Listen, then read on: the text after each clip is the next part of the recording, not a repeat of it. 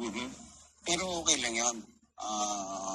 Kasi si Pau Pau naman hindi ko rin kaaway, pero siya nangaaway, wala tayong magawa. Alam mo yun? Paano nga? Girlfriend ni idiot yan.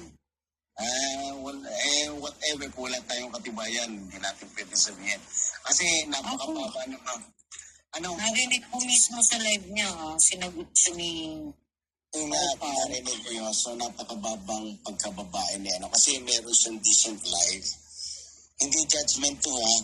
This is not a speculation.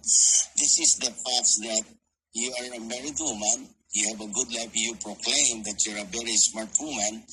You have a children. And you have a 5 Jollibee. You own 5 Jollibees. Tapos mag-boyfriend ka dito sa social media, which is, well, it's not my business to go on. Pero nakakaano lang. You put your level as a very garbage level, I would say. Kasi, ano ito, mayaman ka. Ano ka ba? Hayo ka ba? Di ba? Ano lang, ang masasabi ko lang. Parang maubusan ng lalaki sa mundo. Meron pang asawa.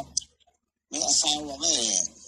Ayun na lang, ang sinasabi ko rito na, tsaka bakit galit sila pag nag-uusap tayo.